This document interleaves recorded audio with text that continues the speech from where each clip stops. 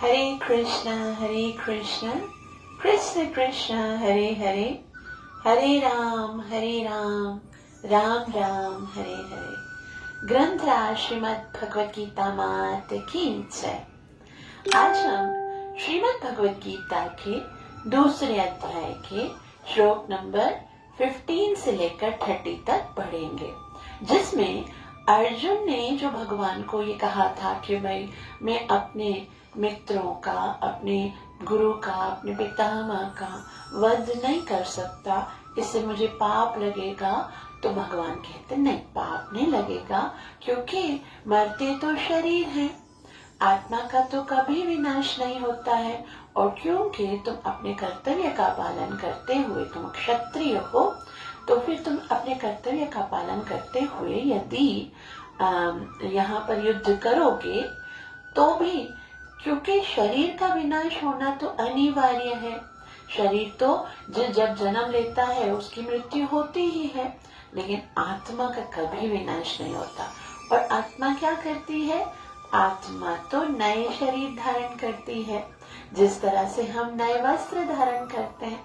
और जब हम नए वस्त्र धारण करते हैं तो वो तो खुशी की बात होती है, क्योंकि भीष्म पितामह और गुरु द्रोणाचार्य इत्यादि जो हैं वो धर्म युद्ध में वीर गति प्राप्त करेंगे। इसके लिए वो तो स्वर्ग में जाने के लिए योग्य जो शरीर है वो प्राप्त करेंगे। और अब तो वो बूढ़े भी हो गए हैं, तो फिर वो नए शरीर धारण करेंगे, तो इसमें तो तुम्हें खुश होना चाहिए।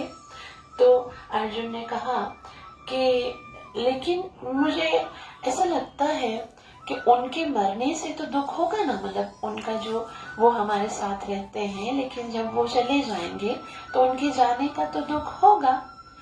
भगवान ने कहा देखो, शरीर में क्या होता है, 6 परिवर्तन होते हैं। श्लोक नंबर 13 में भगवान ने कहा, देहिनोऽस्मिन् यथा देहे कौमारम यौवनम जरा तथा देहांतर प्राप्त धीरस्तत्र न मोह्यति। उसी तरह से दूसरा शरीर धारण करते तो धीर उसमें मोहित नहीं होते।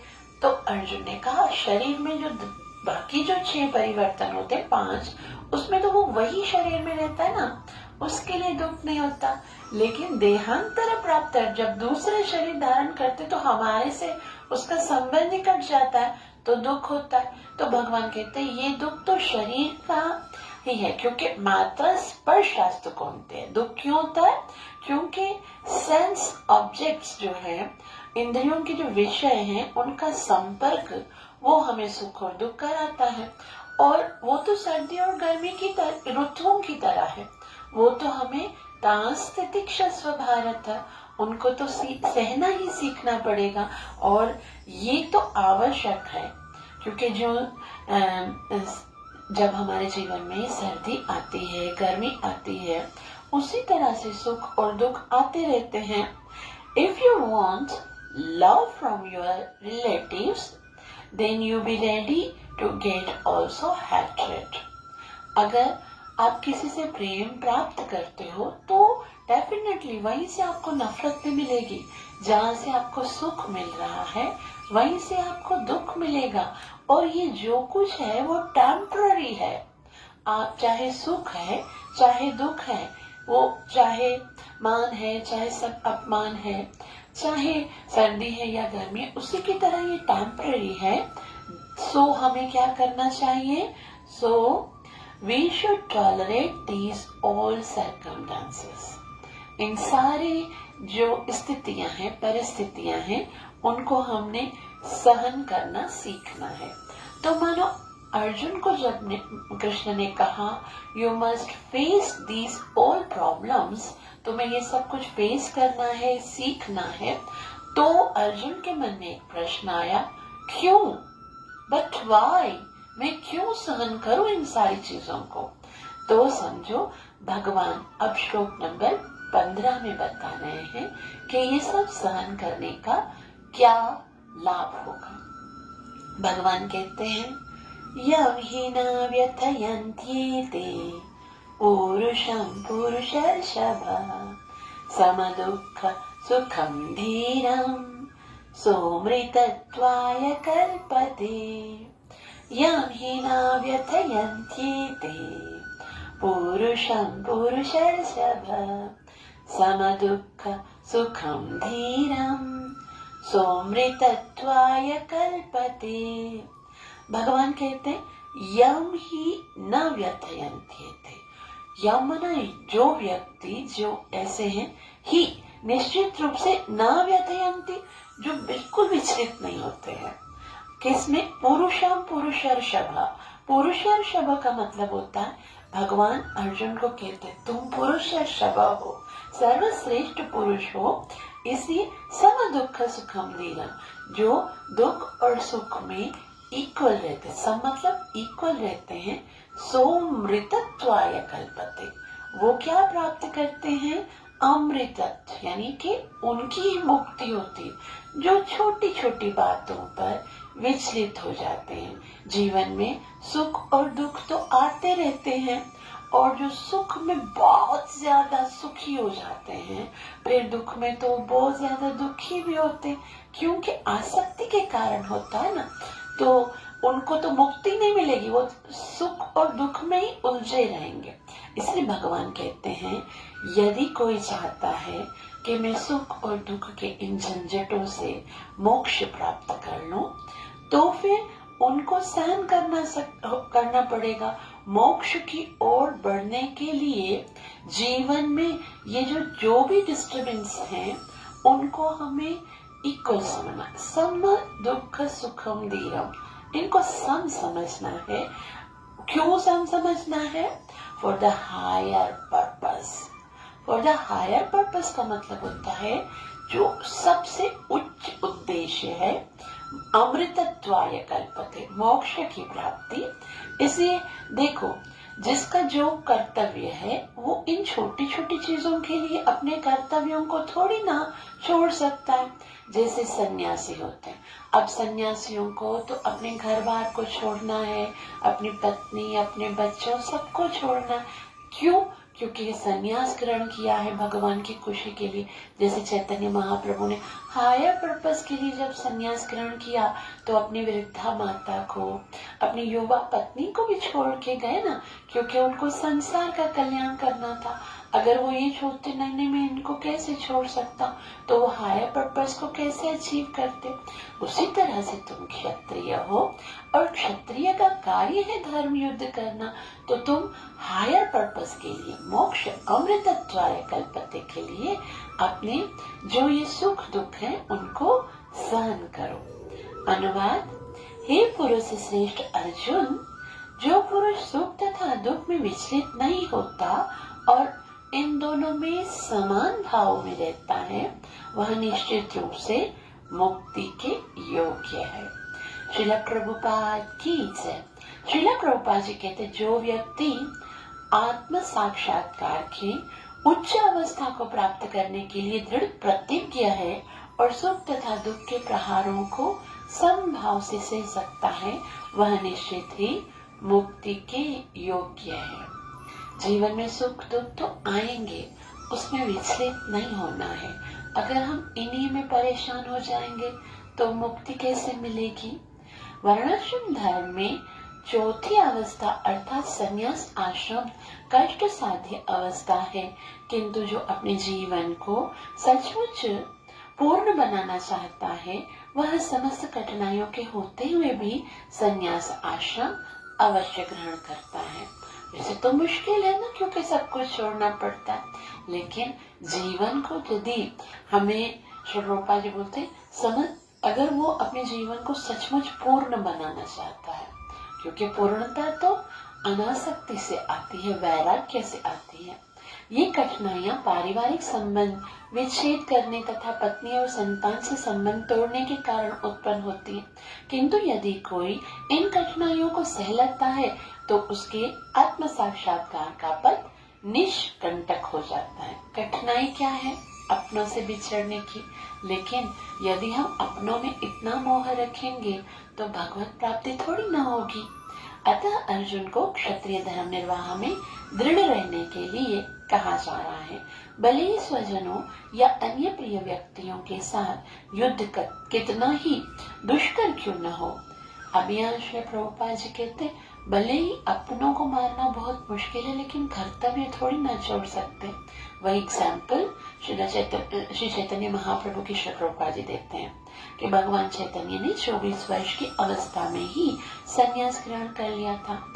यद्यपि उन पर आश्रित उनकी तरुण पत्नी तथा वृद्धा माँ की देखभाल करने वाला अन्य कोई नहीं था, तो भी उच्च आदर्श के लिए उन्होंने संन्यास ग्रहण किया और अपने कर्तव्य पालन में स्थिर बने रहे।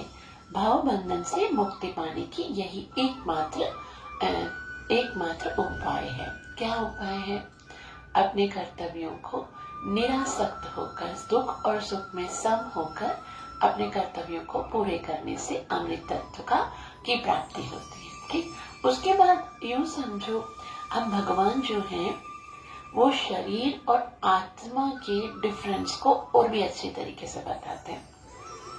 भगवान कहते देखो अर्जुन, दो चीजें हैं, एक परमानेंट है, एक टेम्पररी है। उनके बारे में श्लोक नंबर 16 में बताते हैं। भगवान कहते हैं ना सतो विद्यते भावो ना भावो विद्यते सतः उभयोरपि दृष्टवन्तः त्वनयोस्तत्त्वदर्शिभिः न सतो विद्यते भावो न भावो विद्यते सतः उभयोरपि दृष्टवन्तः त्वनयोस्तत्त्वदर्शिभिः। न सतो विद्यते भावो, भावो का मतलब होता है चिर स्थायित्व नहीं है। किसका? असत का। असत मतलब दो चीजें है ना, एक असत है। असत का मतलब होता है जो टेम्पररी है, उसका कोई परमानेंट अस्तित्व नहीं है। जो असत है वो टेम्पररी है, वो खत्म हो जाएगा। ना भावो ना अभावो, अभावो का मतलब है उसका कभी परिवर्तन नहीं होता। विद्यते सत, जो परमानेंट है, जो सत है, उसका कभी चेंजिंग नहीं होता, वो तो हमेशा रहती है। तो फिर उभयोरपि दृष्टवंत, उभयो मतलब इन दोनों का जो दृष्टो अंत, उभयो मतलब इन दोनों की जो दृष्टि है, इन दोनों का जो स्वभाव है, वो देखा गया है किनके द्वारा? तत्वदर्शी भी, जो तत्वदर्शी हैं, भविष्य दृष्टा हैं, उन्होंने ये साफ साफ बताया है कि एक वस्तु असत है जिसका कोई परमानेंट अस्तित्व नहीं है, और एक वस्तु सत्य है जो हमेशा स्थित रहेगी, उसका कभी परिवर्तन नहीं होता है। तो वो कौन कौन सी चीजें वो आगे बताएंगे। इस श्लोक में कहते हैं, तात्पर्य देखिए, तत्वदर्शियों ने निष्कर्ष निकाला है कि असत यानी भौतिक शरीर का तो कोई चिर अस्तित्व नहीं है, किंतु सत्य यानी आत्मा अपरिवर्तित रहती है। उन्होंने इन दोनों की प्रकृति के अध्ययन द्वारा यह निष्कर्ष निकाला है। श्रील प्रभुपाद की जय। श्रील प्रभुपाद जी कहते हैं, परिवर्तनशील शरीर का कोई स्थायित्व नहीं है। शरीर जो है वो परिवर्तित होता रहता है। जैसे हमने पढ़ा ना, देहिनोऽस्मिन् यथा देहे कौमारम यौवनम जरा, हम रोक ही नहीं सकते हैं। अगर कोई चाहे कि भाई मुझे छोटा बच्चा ही रहना, मुझे बड़ा नहीं होना है, तो नियम है ना, उसको बड़ा बनना पड़ेगा। और अगर कोई यंग सोचे, चाहे वो कितना ही बड़ा एक्टर हो, चाहे कितना ही बड़ा हीरो हो, कितने ही सारे कॉस्मेटिक सर्जरी करवाए, जो भी करवाए, लेकिन आखिर तो बूढ़ा होना पड़ेगा ना। तो कोई ये जो शरीर है उसके लिए कोई अस्तित्व नहीं उसको तो क्षीण होना है। आधुनिक चिकित्सा विज्ञान ने भी यह स्वीकार किया है कि विभिन्न कोशिकाओं की क्रिया प्रतिक्रिया द्वारा शरीर प्रतिक्षण बदलता रहता है। सो साइंस ने भी यह स्वीकार किया कि क्षण क्षण में शरीर में चेंजिंग आती है। अतः इस तरह शरीर में वृद्धि तथा वृद्धावस्था आती रहती है। क्षण क्षण में वृद्धि आती है, बाल सफेद होने लगते हैं, आईसाइट भी वीक हो जाती है, और हमारे जो घुटने हैं उनमें भी दर्द होने लगता है, और उसके अतिरिक्त भी दांत गिरने लगते हैं। तो वृद्धावस्था आती रहती, किंतु शरीर तथा मन में निरंतर परिवर्तित होने पर भी आत्मा जो है वो स्थायी रहती है। आत्मा बूढ़ी नहीं होती है, आत्मा वृद्ध नहीं होती है, आत्मा नाश नहीं होती है। यह पदार्थ तथा आत्मा का अंतर है। स्वभावतः शरीर नित्य परिवर्तनशील है और आत्मा शाश्वत है। तत्वदर्शियों ने चाहे वे निर्विशेषवादी हो या सगुणवादी इस निष्कर्ष की स्थापना की है। और विष्णु पुराण में 2.12.38 में कहा गया है कि विष्णु तथा उनके धाम स्वयं प्रकाश से प्रकाशित हैं। ज्योतिषी विष्णु भुवनानि विष्णु। सत्य तथा असत सब आत्मा तथा भौतिक पदार्थ के ही द्योतक हैं। सभी तत्वदर्शियों ने यह स्थापना की है। तो यहाँ पर भगवान ने आत्मा और शरीर बोला नहीं है। भगवान ने क्या बोला? ना सतो विद्यते बाहो। जो सत है उसका कभी नाश नहीं होता, और ना भावो विद्यते सतः। जो सत है वो हमेशा, वो कभी चेंज नहीं होता। जो असत है वो हमेशा परिवर्तित होता है। तो भगवान ने सत और असत बोला, लेकिन तत्वदर्शियों ने बताया है कि सत कौन है? जो कभी नहीं बदलता, वो आत्मा है। और असत कौन है? जो हमेशा प्रतिक्षण बदलता रहता, वो शरीर है। यहाँ से भगवान द्वारा अज्ञान से मोहग्रस्त जीवों को उपदेश देने का शुभारंभ होता है। अज्ञान को हटाने के लिए आराधक और आराध्य के बीच पुनः शाश्वत संबंध स्थापित करना होता है, और फिर अंश स्वरूप जीवों तथा श्री भगवान के अंतर को समझना होता है। इन दोनों को क्यों समझना है?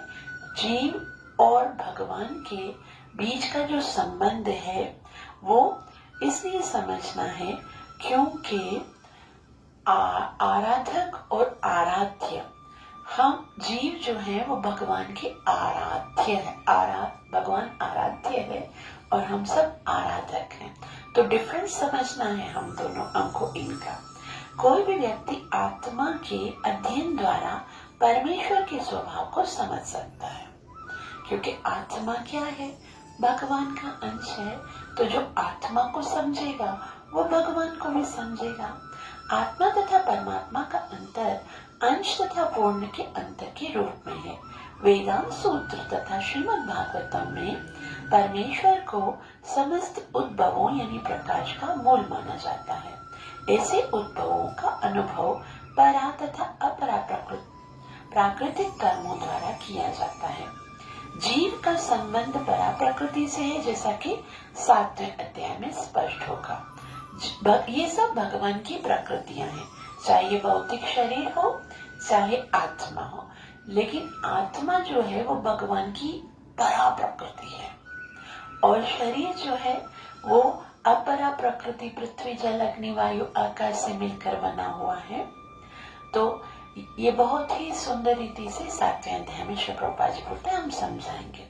यदि भी शक्ति तथा शक्तिमान में कोई अंतर नहीं है, किंतु शक्तिमान को परम माना जाता है। शक्तिमान कौन है? भगवान है। और शक्ति कौन है? ये भौतिक जगत में जो कुछ भी दिख रहा है, चाहे वो प्रकृति, भौतिक जगत, मटेरियल वस्तुएं हैं, चाहे आत्मा है, हम सब भगवान की शक्ति है। वैसे तो शक्ति और शक्तिमान में कोई अंतर नहीं है, लेकिन फिर भी शक्तियों में डिफरेंस होता है। ये मेरी कम शक्ति, जैसे देखने की शक्ति है, बल की शक्ति है, सोचने की शक्ति है, लेकिन शक्तिमान जो है वो श्रेष्ठ होता है। और शक्ति या प्रकृति को गौण माना जाता है। शक्तिमान जो है वो परम माना जाता है और शक्ति को गौण। अतः सारे जीव इसी तरह परमेश्वर के सदैव अधीन रहते हैं, जिस तरह सेवक स्वामी या शिष्य गुरु के अधीन रहते हैं। तो हम सब माने या ना माने, हमको भगवान के अधीन रहना ही है। अतः श्री प्रभुपाद जी कहते हैं, अज्ञान अवस्था में ऐसे स्पष्ट ज्ञान को समझ पाना असंभव है। अतः ऐसे ज्ञान को दूर करने के लिए सदा सर्वदा के लिए जीवों को प्रबुद्ध करने हेतु भगवान श्रीमद् भगवद गीता का उपदेश देते हैं। तो अज्ञान अवस्था में तो ये सब समझा नहीं जाता कि मैं भगवान का अंश हूँ, मुझे भगवान की सेवा करनी है, भगवान आराध्य है, मैं आराधक हूँ और मैं भगवान की शक्ति हूँ। ये संसार में जो कुछ भी है वो भगवान की शक्ति है, भगवान शक्तिमान है। ये कैसे समझेंगे? नहीं समझ सकेंगे। इसलिए भगवान क्या करते हैं, श्रीमद् भगवद गीता जैसे उत्तम जो उपदेश है वो हम सब जीवों के कल्याण के लिए देखते हैं। अभी हम श्लोक नंबर 17 में भगवान क्या बताते हैं, नेचर ऑफ सोल। दो चीजें भगवान ने बताई ना, कि एक असत है जो नाश हो जाएगी और एक सत्य है जो परमानेंट है। अब भगवान जो परमानेंट है पहले उसके बारे में बताते हैं, ठीक है। आत्मा जो है वो परमानेंट है और वो उसके बारे में अभी भगवान बताते हैं। भगवान कहते हैं अविनाशी तु तत्विद्धि येन सर्वम् इदं ततं विनाशम् अव्ययस्यास्य न कश्चित् कर्तुमर्हसि। अविनाशी तु तत्विद्धि येन सर्वम् इदं ततं विनाशम् अव्ययस्यास्य न कश्चित् कर्तुमर्हति। अर्हति का मतलब होता है समर्थ है। कोई भी ऐसा नहीं है जो इस आत्मा को नाश करने में समर्थ हो। अविनाशी तो तत्विद्धि, ये जो आत्मा है ये न सर्वम इदम ततम, जो इस सर्वम इदम ततम मतलब जो शरीर में व्याप्त है, पूरी शरीर के अंदर आत्मा जो है वो किस तरह से है, चेतना के स्वरूप में। आत्मा तो छोटी सी है, हृदय में रहती है, लेकिन पूरे शरीर को चेतना प्रोवाइड करती है। जो मेरे हाथ चल रहे हैं वो इसके लिए चल रहे हैं क्योंकि शरीर में आत्मा है। आत्मा जब निकल के भगवान के पास चली जाएगी या किसी और शरीर में, तो फिर मेरा ये शरीर मूवमेंट नहीं करेगा। अब आत्मा तो छोटी सी है लेकिन सर्वम इदम ततम, वो कैसे है, जैसे आपके सर में दर्द होता है या शरीर में पेन होता है तो आप मेडिसिन खाते हो ना, टैबलेट तो कहाँ जाएगी, पेट के अंदर जाएगी, लेकिन उसकी जो शक्ति है वो जहाँ जहाँ पेन होगा उसको वहां पर जाके रिलीफ प्रदान करेगी, है ना। पेन किलर खाते हैं तो उसी तरह से आत्मा तो हृदय में है, लेकिन फिर भी ये न सर्वम इदम ततम पूरे शरीर में व्याप्त होती है। और विनाशम अव्ययस्यास्य, अव्यय का मतलब होता है अविनाशी है, इसलिए इसका विनाश न कश्चित् कर्तुम् अर्हति, कोई नहीं ऐसा जो आपकी आत्मा का विनाश कर सकता है। तो चेतना का आधार आत्मा है। भगवान यहाँ पर साइंस ऑफ सोल बता रहे हैं। तो हम जो है अपने आत्मा के विषय में नहीं जानते हैं ना, शरीर के विषय में जानते हैं कि शरीर जो है वो बड़ा हो रहा है, वो इससे संबंधित है, ये है, लेकिन आत्मा तो जाने, रियल में तो हम शरीर नहीं है, तो आत्मा है। तो आत्मा की रियलिटी और आत्मा की क्वालिटीज भगवान बताते हैं। जो सारे शरीर में व्याप्त है उसे ही तुम अविनाशी समझो, उस अव्यय आत्मा को नष्ट करने में कोई भी समर्थ नहीं है। श्रील प्रभुपाद जी कहते हैं इस श्लोक में पूर्ण शरीर में व्याप्त आत्मा की प्रकृति का अधिक स्पष्ट वर्णन हुआ है। जो आत्मा की प्रकृति मतलब आत्मा का जो साइंस है उसको बताया गया। सभी लोग समझते हैं कि जो सारे शरीर में व्याप्त है वह चेतना है, तो ये तो सब जानते हैं कि चेतना पूरे शरीर में है। आप देखो, आप आत्मा हृदय में है, सुई अगर उंगली में लगेगी तो भी दर्द होगा ना, तो यहाँ पर भी चेतना है। जब आत्मा निकल जाएगी फिर सुई मारो चाहे खंजर मारो फिर कुछ भी नहीं होगा। पैर में कांटा लगता है, दर्द होता है ना, तो पूरे शरीर में चेतना है, प्रत्येक व्यक्ति को शरीर में किसी अंश या पूरे भाग में सुख या दुख का अनुभव होता है, और किंतु चेतना की यह व्याप्ति किसी के शरीर तक ही सीमित रहती है। एक शरीर के दुख सुख का बोध दूसरे शरीर को नहीं हो पाता। यदि मुझे दर्द हो रहा है तो उसका आपको तो रियलाइज नहीं होगा, आपको तो पता नहीं चलेगा। अब मैं चीख कर बता दूं मुझे बहुत दर्द हो रहा है, मेरी तबीयत बहुत दुख रही है, लेकिन आपको तो पता नहीं चलेगा। आप मेरे वर्ड्स को समझ सकते हो लेकिन वो दर्द महसूस तो नहीं कर सकते। तो श्री प्रभुपाद जी बोलते एक शरीर का दर्द जो है वो एक आत्मा जिस शरीर में है उसको रियलाइज करती है। फलतः प्रत्येक शरीर में व्यष्टि आत्मा है और इस आत्मा की उपस्थिति का लक्षण व्यष्टि चेतना द्वारा परिलक्षित होता है। सबकी आत्मा अलग है और सब शरीरों को वो चेतना प्रदान करती है। इस आत्मा को अभी श्री प्रभुपाद जी जो है वो आत्मा की साइज बताते हैं कि आत्मा कितनी साइज की है। इस आत्मा को बाल के अग्रभाग के 10,000वें भाग के तुल्य बताया जाता है। श्वेताश्वतर उपनिषद में 5.1 इसकी पुष्टि हुई है कि आत्मा की साइज कितनी है। बालक शतभागस्य शतदा कल्पितस्य च भागो जीव सविज्ञेय सचानन्त्याय कल्पते।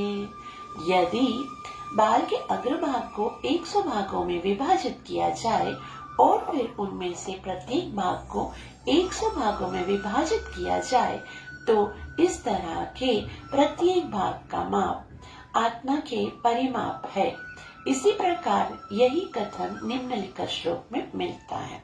यानी एक भाग का जो टिप है उसको यदि हम 100 भागों में विभाजित करें और उसमें से एक निकाल लें, उसको यदि 100 भागों में विभाजित करें तो 10,000वां हिस्सा जो होगा वो आत्मा की साइज है। अभी ये ऐसा कर नहीं सकते क्योंकि बाल वैसे ही इतना पतला होता है, उसका टिप इतना पतला सा होता है, उसको कैसे काट सकते। लेकिन जस्ट फॉर अंडरस्टैंडिंग कि ऐसा हो सकता है। लेकिन आगे वाले श्लोक में भगवान बोलेंगे ऐसा भी नहीं है, वो हम आगे पढ़ते। लेकिन श्री प्रभुपाद जी श्वेताश्वतर उपनिषद में जो श्लोक है उससे बताया और आगे कहते हैं कि शाग्र शतभागस्य शतांशः सादृशात्मक जीव सूक्ष्म स्वरूप्य रूपोयम सांख्यातीतो हि चित्कण। अर्थात आत्मा के परमाणुओं के अनंत कण हैं और जो माप में बाल के अगले भाग यानी नोक के 10,000वें भाग के बराबर है। इस प्रकार आत्मा का प्रत्येक कण भौतिक परमाणुओं से भी छोटा है। जो छोटा सा है ना मॉलिक्यूल होता है उससे भी छोटा होता है और ऐसे असंख्य कण हैं। यह अत्यंत लघु आत्मा सफुलिंग भौतिक शरीर का मूल आधार है और इस आत्म सफुलिंग का प्रभाव सारे शरीर में उसी तरह व्याप्त है जिस प्रकार किसी औषधि का प्रभाव व्याप्त होता है। जैसे मैंने आपको बताया टैबलेट खाते हैं तो असर करती है, उसी तरह आत्मा छोटी सी है 10,000वें हिस्से के बराबर, लेकिन पूरे शरीर को चेतना प्रदान करती है। आत्मा की यह धारा यानी विद्युत धारा सारे शरीर में चेतना के रूप में अनुभव की जाती है और यही आत्मा के अस्तित्व का प्रमाण है। अगर कोई बोलेगा भाई आत्मा का प्रमाण क्या है, तो प्रमाण यही है कि हमारे शरीर में चेतना है। अभी जैसे हमारे शरीर में चेतना है तो हमको सुख और दुख होता है ना।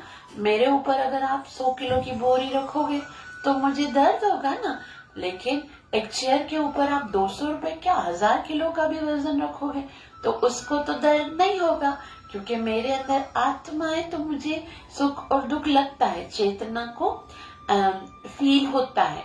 लेकिन चेयर में क्योंकि वो नहीं है, चेतना नहीं है, आत्मा नहीं है, इसके कारण चेतना नहीं है तो उसको सुख और दुख नहीं होता है।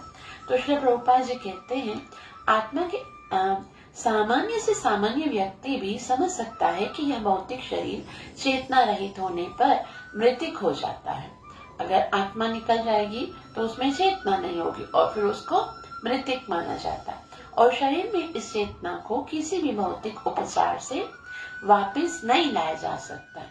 कोई ऐसी औषधि नहीं है या कोई ऐसा तरीका नहीं कि आत्मा वापस डाल दी जाए उसी शरीर में। अतः यह सोचना भौतिक संयोग के फलस्वरूप नहीं है। अतः यह चेतना भौतिक संयोग के फलस्वरूप नहीं है। कोई केमिकल ऐसा नहीं है, कोई लेबोरेटरी में ऐसा कोई एक्सपेरिमेंट नहीं है कि जिसके द्वारा हम चेतना विकसित कर सके। वो केवल आत्मा के द्वारा ही हो सकती, अपितु आत्मा के कारण है। मुंडक उपनिषद में 3.1.9 सूक्ष्म प्रमाणवक आत्मा की और अधिक विवेचना दी गई है। तो पहले श्वेताश्वतर उपनिषद से बताया श्री प्रभुपाद ने, अभी मुंडक उपनिषद में क्या लिखा हुआ है? एषोऽणुरात्मा चेतसा वेदितव्यो यस्मिन् प्राणः पंचधा संविवेश प्राणैश्चित्तं सर्वमोतं प्रजानाम् यस्मिन् विशुद्धे विभवत्येष आत्मा। अर्थात आत्मा आकार में अणु तुल्य है, जिसे पूर्ण बुद्धि के द्वारा जाना जा सकता है। बहुत छोटी है, वो केवल बुद्धि के द्वारा जानी जा सकती, देखा नहीं जा सकता। यह अणु आत्मा 5 प्रकार के प्राणों में तैर रहा है। अभी देखो, ये आत्मा दिल में चिपकी हुई नहीं है। ये आत्मा जो है वो हमारे जो 5 प्रकार के प्राण हैं, कौन कौन से हैं? प्राण, अपान, व्यान, समान तथा उदान। ये 5 प्रकार के प्राण हैं हमारे शरीर में। उसके अंदर तैर रहा है, ऐसे तैर रहा है और यह हृदय के भीतर स्थित है और देहधारी जीव के पूरे शरीर में अपने प्रभाव का विस्तार करता है। जब आत्मा को 5 वायुओं के कलमश से शुद्ध कर लिया जाता है तो इसका आध्यात्मिक प्रभाव प्रकट हो जाता है। तो फिर क्या होता है? श्री प्रभुपाद जी कहते हैं, जब ये 5 प्रकार के वायुओं से मुक्त हो जाती है, अर्थात शरीर जो है वो जीव का मन, बुद्धि, अहंकार सब भगवान में लग जाता है, तो फिर आत्मा जो है वो इन 5 प्रकार के वायुओं से मुक्त हो जाता है और आध्यात्मिक प्रभाव प्रकट करता है। उसके बाद श्री प्रभुपाद जी हठ योग के बारे में बताते हैं। यहाँ श्री प्रभुपाद जी इस आत्मा को साबित करने के लिए सारी जो तरीके हैं वो बताएं। हठ योग का प्रयोजन विविध आसनों द्वारा उन 5 प्रकार के प्राणों को नियंत्रित करने और आत्मा को घेरे हुए हैं। यह योग किसी भौतिक लाभ के लिए नहीं, अपितु भौतिक आकाश के बंधन के से अणु आत्मा की मुक्ति के लिए किया जाता है। हठ योग ध्यान योग ही होता है, जिसमें विविध आसन होते हैं, तो आत्मा को जो है वो ऊपर उठाया जाता है, जैसे फिर कुंडलिनी शक्ति तक पहुंचाया जाता है। और ये क्यों है? श्रील प्रभुपाद जी कहते हैं, ये आत्मा की मुक्ति की क्रिया की जाती है। इस प्रकार श्रील प्रभुपाद जी कहते हैं कि अणु आत्मा को सारी वैदिक साहित्य ने स्वीकार किया है और प्रत्येक बुद्धिमान व्यक्ति अपने व्यावहारिक अनुभव से इसका प्रत्यक्ष अनुभव कर सकता है। वेदों से, जैसे हमने पहले पढ़ा कि ज्ञान केवल शास्त्रों और वेदों से प्राप्त किया जाता है, तो आत्मा का किसी साइंटिस्ट के द्वारा नहीं, किसी प्रत्यक्ष प्रमाण के द्वारा नहीं, किसी अनुमान प्रमाण के द्वारा नहीं, शब्द प्रमाण के द्वारा आत्मा को सब वेदों ने स्वीकार किया है और प्रत्येक व्यक्ति जो है व्यावहारिक जीवन में भी उसका अनुभव कर सकता है। केवल मूर्ख व्यक्ति ही इस अणु आत्मा को सर्वव्यापी विष्णु तत्व के रूप में सोचता है। मूर्ख लोग सोचते हैं आत्मा और परमात्मा एक ही है, लेकिन आत्मा एक अलग इंडिविजुअल है जो प्रत्येक शरीर में होते हैं। अणु आत्मा का प्रभाव पूरे शरीर में व्याप्त हो सकता है। मुंडक उपनिषद के अनुसार यह अणु आत्मा प्रत्येक जीव के हृदय में स्थित है और चूंकि भौतिक विज्ञानी इस अणु आत्मा को माप सकने में असमर्थ है, अतः उनमें से कुछ यह अनुभव करते हैं कि आत्मा है ही नहीं। तो कुछ लोग होते हैं ऐसे, क्योंकि वो नाप नहीं सकते, देख नहीं सकते, प्रत्यक्ष प्रमाण पर वो डिपेंडेंट है, तो बोलते नहीं, जो दिखता नहीं वो है ही नहीं, तो वो मानते नहीं। व्यष्टि आत्मा तो निस्संदेह परमात्मा के साथ साथ हृदय में है, और इसीलिए शरीर गतियों शारीरिक गतियों की सारी शक्ति शरीर के इसी भाग से उद्भूत होती है। कहाँ से?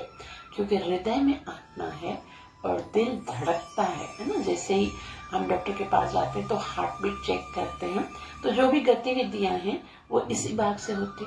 जो लाल रक्त कण फेफड़ों से ऑक्सीजन ले जाते हैं वे आत्मा से ही शक्ति प्राप्त करते हैं।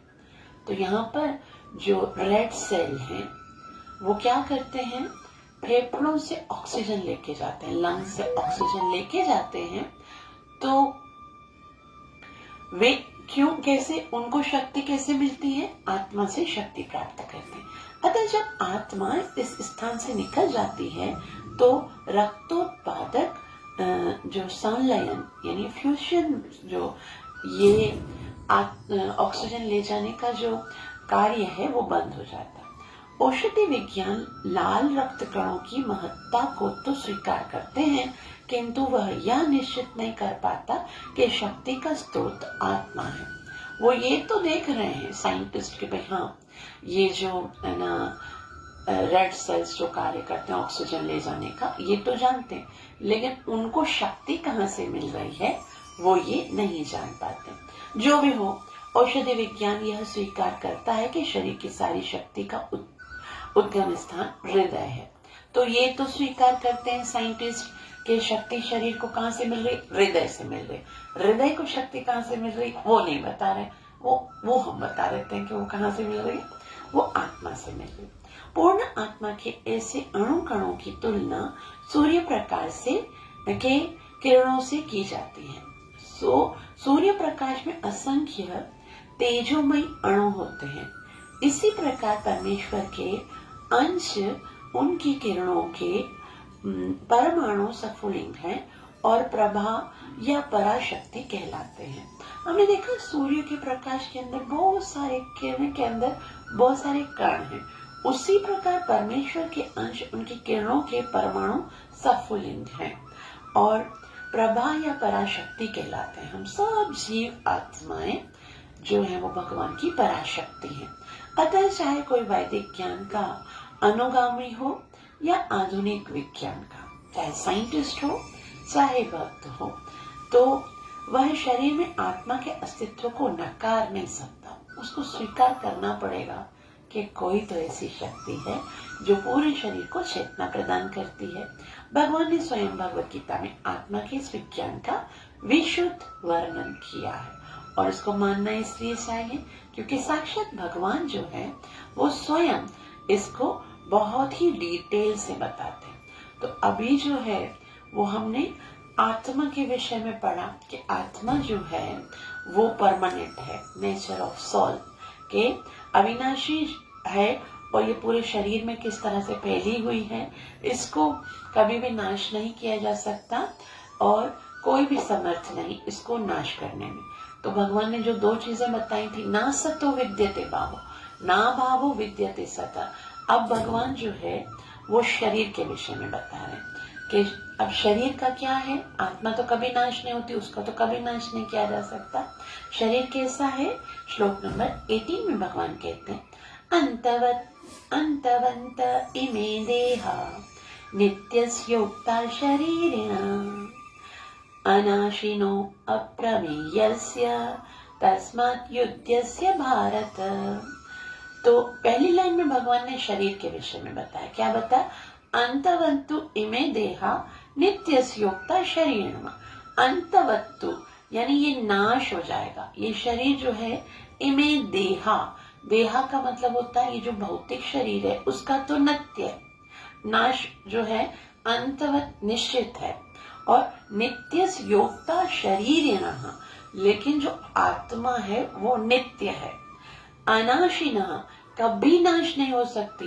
अप्रमेयस्य, अप्रमेयस्य मतलब उसका तो कोई साइज भी मेजर नहीं कर पाता, ये तो बालग्रे शतभागस्य जो लिखा हुआ है वो तो जस्ट एक वो थे ना, बस एक इमेजिन कर दिया। लेकिन यहाँ भगवान साफ कहते हैं अप्रमेय से, मतलब इमेजरेबल है इस, और वो अनाश उसका नाश नहीं किया जा सकता। इसलिए अर्जुन तुम अपने क्षत्रिय धर्म का पालन करो, तस्मात् युद्धस्व भारत। अब तुम धर्म का पालन करो, क्योंकि शरीर तो नाश होगा ही, आत्मा का नाश हो नहीं सकता। तो भगवान कहते हैं अविनाशी अप्रमेय तथा शाश्वत जीव के भौतिक शरीर का अंत अवश्यंभावी है। अतः हे भरतवंशी युद्ध करो। और आगे कहते हैं श्री प्रभुपाद जी तात्पर्य में कहते हैं कि भौतिक शरीर स्वभाव से नाशवान है। तो यहाँ पर भौतिक शरीर के बात में बता रहे हैं कि भाई वो तो नाश होने वाला है, या तत्क्षण नष्ट हो सकता है और 100 साल के बाद भी नष्ट हो सकता है। तो समय बस खाली समय की बात है, नाश तो होगा ही, यह केवल समय की बात है। इसे अनंत काल तक बनाए रखने की कोई संभावना नहीं है। ऐसा कोई शरीर नहीं है जिसको हम अनंत काल तक बनाए रखें। किंतु आत्मा इतना सूक्ष्म है कि इसमें इसे शत्रु देख भी नहीं सकता। अप्रमेयस्य, इतना सूक्ष्म है। अगर बाल के 10,000वें हिस्से के बराबर भी होता ना, तो भी कोई साइंटिस्ट जो है ना ऐसा टेलीस्कोप बना ही ले लेता जिससे वो इतनी छोटे से आत्मा को देख सकता। लेकिन है ही नहीं, भगवान ने लिख कर दे किया अप्रमेयस्य, कोई माप नहीं कर सकता, तो देख ही नहीं सकता, मारना तो दूर की बात है। जैसा कि पिछले श्लोक में कहा गया है, यह इतना सूक्ष्म है कि कोई इसके मापने की बात सोच ही नहीं सकता। अप्रमेयस्य, अतः दोनों ही दृष्टि से शोक का कोई कारण नहीं है, क्योंकि जीव जिस रूप में है ना तो उससे मारा जा सकता है, ना ही शरीर को कुछ समय तक या स्थायी रूप से बचाया जा सकता है। तो दोनों ही जो है वो ऐसी कंडीशन है जिनको चेंज नहीं किया जा सकता।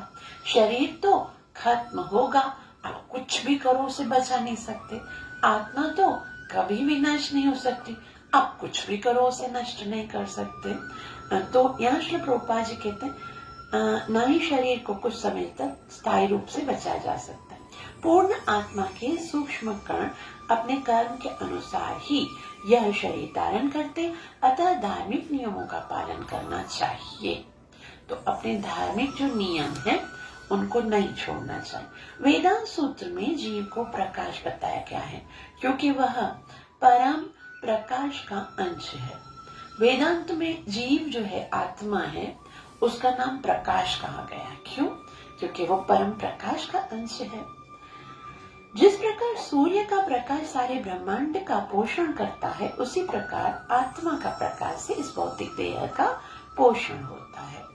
और जैसे ही आत्मा इस भौतिक शरीर से बाहर निकल जाता है, शरीर झड़ने लगता है ना। शरीर से आत्मा निकल जाएगी, फिर तो शरीर कुछ नहीं करेगा, वो ना देखेगा। आंखें भी हैं, आंखें नहीं देख रही हैं, आत्मा के अंदर जो आंखें हैं ना वो उसको दिखा रही हैं। हाथ तो फिर भी होंगे, हाथ नहीं हिल रहे हैं, आत्मा इनको चेतना दे रही। कान के गड्ढे तो फिर भी होंगे, वो तो सिर्फ एक डिजाइन है। सुन रहा कौन है? अंदर की जो आत्मा है। ऐसे जैसे क्लाउन होता है ना, क्लाउन गेटअप होता है, ऊपर से हम क्लाउन जैसा पहनते हैं, जोकर जैसा, या कोई टेडी बेयर का ऊपर से पहनता, उसकी आंखें बनी होती, दिखता नहीं उससे, अंदर की जो हमारी आंखें ना उससे दिखता है। कान के अंदर होल जैसा बना होता है, सुनते हम हमारे कान से। उसी तरह से ये शरीर जो है ना वो एक डेड मैटर है बस। वो तो केवल जो है ना वो भौतिक प्रकृति के अंश से बना हुआ है, अपरा प्रकृति है, शक्ति सारी आत्मा की है। तो श्री प्रभुपाद जी कहते हैं जैसे ही आत्मा भौतिक शरीर से निकल जाता है, शरीर झड़ने लगता है। अतः आत्मा शरीर का पोषक है। शरीर अपने आप में महत्वहीन है, उसका कोई इम्पोर्टेंस नहीं है। इसीलिए अर्जुन को उपदेश दिया गया है कि वह युद्ध करे और भौतिक शारीरिक कारणों से धर्म की बलि ना होने दे। शरीर जो है वो धर्म के पालन के लिए, धर्म की बलि देने के लिए नहीं है। तो यहाँ पर भगवान जो है वो अब श्लोक नंबर 19 से लेकर श्लोक नंबर 25 तक आत्मा के जो गुण हैं, आत्मा की जो क्वालिटीज हैं, उनके बारे में बताएंगे कि आत्मा समझ में आ गया कि वो नष्ट नहीं होता है, पूरे शरीर में शक्ति प्रदान करता है, चेतना प्रदान करता है। तो उस आत्मा की कुछ क्वालिटीज हैं, कुछ गुण हैं, वो हम आपको बताते हैं कि वो कैसी है। श्लोक नंबर 19 में भगवान कहते हैं, य एनं वेत्ति हन्तारं यश्चैनं मन्यते हतम् उभौ तौ न विजानीतो नायं हन्ति नान्यते। य एनं वेत्ति हन्तारं, हन्तारं मतलब जो ये सोचता है कि मारने वाला है, यश्चैनं मन्यते हतम्, और वो जो सोचता है कि मर जाएगा, उभौ तौ न विजानीतो, वो दोनों नहीं जानते, ना विजानी तो अक्कल नहीं है उनके पास। नायम हंति न हन्यते, ये आत्मा ना तो मरता है ना मारता है। अनुवाद, जो इस जीव आत्मा को मारने वाला समझता है तथा जो इसे मरा हुआ समझता है, वे दोनों ही अज्ञानी हैं, क्योंकि आत्मा ना तो मारता है और न मारा जाता है। श्रील प्रभुपाद की जय। श्रील प्रभुपाद जी कहते, जब देहधारी जीव को किसी घातक हथियार से आघात पहुंचाया जाता है तो यह समझ लेना चाहिए कि शरीर के भीतर का जीव आत्मा मरा नहीं है, क्योंकि शरीर के भीतर का जीव आत्मा हथियार से मारा नहीं जा सकता। आत्मा इतना सूक्ष्म है कि इसे किसी तरह के भौतिक हथियार से मार पाना संभव नहीं, जैसा कि अगले श्लोक में स्पष्ट किया जाएगा। नैनम चिन्नन्ते आएगा ना, उसमें 22 में भगवान स्पष्ट करेंगे। तो ना ही जीव आत्मा अपने आध्यात्मिक रूप के कारण वध्य है, उसका आध्यात्मिक अस्तित्व है, तो उसको मारा नहीं जा सकता है। जिसे मारा जाता है या जिसे मरा हुआ समझा जाता है, वह केवल शरीर है। शरीर को भी मारा, वो असल में देखा जाए तो शरीर भी डेड मैटर है, लेकिन आत्मा निकल जाती है तो मर जाता है, समझो उसको मृत्यु कहा जाता है। किंतु इसका तात्पर्य शरीर के वध को प्रोत्साहित करना नहीं है। अब ये वाला श्लोक कोई पढ़ ले कि न य एनं वेति हन्तारं न चैनम यश्चैनम मन्यते हतम्, वो दोनों अज्ञानी हैं।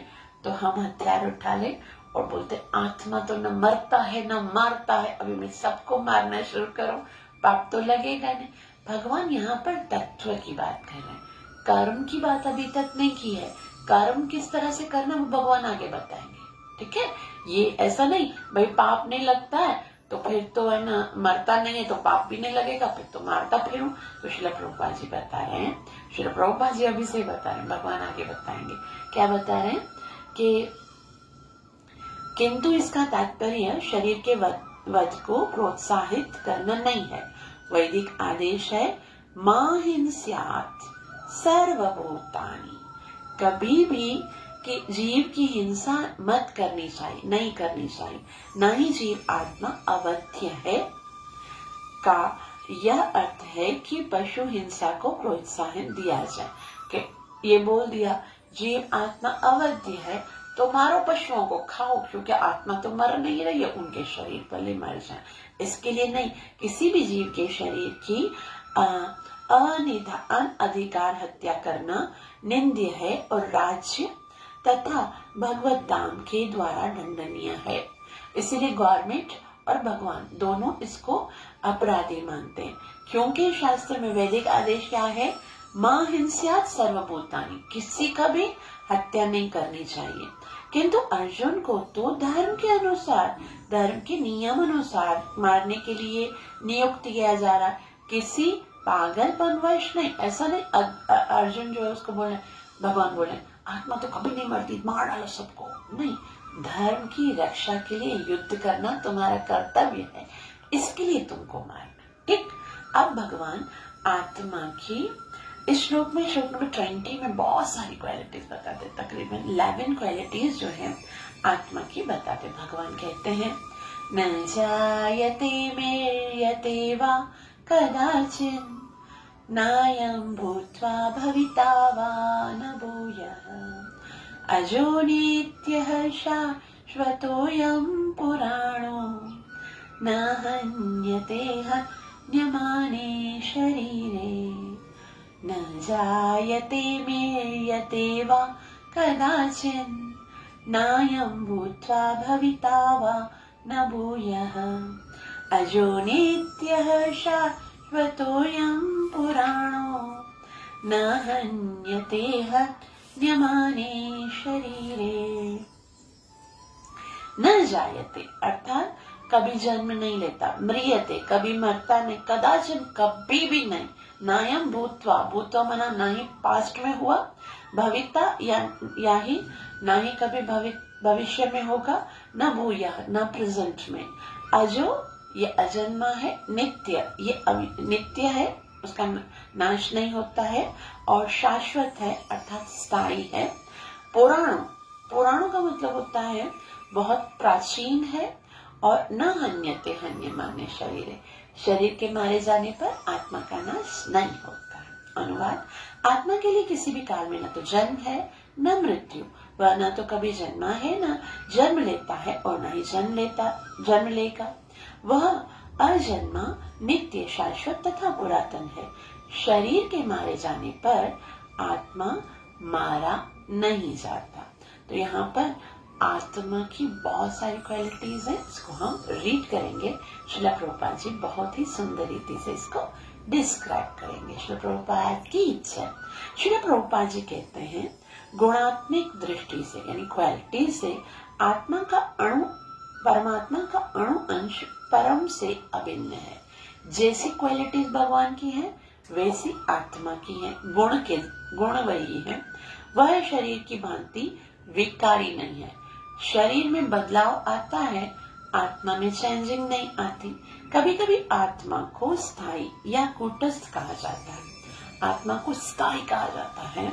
और शरीर में 6 प्रकार के रूपांतरित होते हैं, जैसे देहिनोस्मिन् यथा देहि कौमारम यौवनम जरा। शरीर जो है वो बढ़ता है, बूढ़ा होता है, वृद्ध होता है, क्षय होता है। आत्मा के अंदर वह माता के गर्भ से जन्म लेता है, कुछ काल तक रहता है, बढ़ता है, कुछ परिणाम उत्पन्न करता है, धीरे धीरे क्षीण होता है और अंत में समाप्त हो जाता है। किंतु आत्मा में ऐसे परिवर्तन नहीं होते हैं। आत्मा अजन्मा है, किंतु चूंकि वह भौतिक शरीर धारण करता है, अतः शरीर जन्म लेता है। शरीर जन्म लेता है, आत्मा जन्म नहीं लेता। आत्मा ना तो जन्म लेता है न मरता है। जिसका जन्म होता है उसकी मृत्यु होती है। जातस्य ही ध्रुवो मृत्यु ध्रुवम जन्म मृत्यस्य च। और चूंकि आत्मा जन्म नहीं लेता, अतः उसका ना तो भूत है, न वर्तमान है, न भविष्य है। तो आत्मा तो कंटिन्यू है, उसका भूत भविष्य नायम भूत्वा भविता वा न भूयः। तो वह नित्य, शाश्वत तथा सनातन है, अर्थात उसके जन्म लेने का कोई इतिहास नहीं है। ऐसा नहीं है कि इस दिन आत्मा जन्म लिया था, नहीं, वो शुरू से है, वो शाश्वत है। जैसे भगवान जो शाश्वत है, तो भगवान का ये अणु अंश जो आत्मा है वो भी शाश्वत है। हम शरीर के प्रभाव में आकर आत्मा के जन्म मरण आदि का इतिहास खोजते हैं, क्योंकि हम शरीर के प्रभाव में ना हमको लगता है कि भाई इसका जन्म इस चीज का जन्म इस ईयर में हुआ, इस व्यक्ति का जन्म इस ईयर में हुआ। तो हम सोचते हैं कोई तो ऐसा समय होगा जब हमारा आत्मा भी जन्म लिया होगा। आत्मा जो है उसका कोई इतिहास नहीं है। आत्मा शरीर की तरह कभी भी वृद्ध नहीं होता, अतः तथाकथित वृद्ध पुरुष भी अपने में बाल्यकाल या युवा अवस्था जैसी अनुभूति पाता है। तो दिखने में जो बूढ़ा हो जाता है, उसके अंदर भी अभी तक वो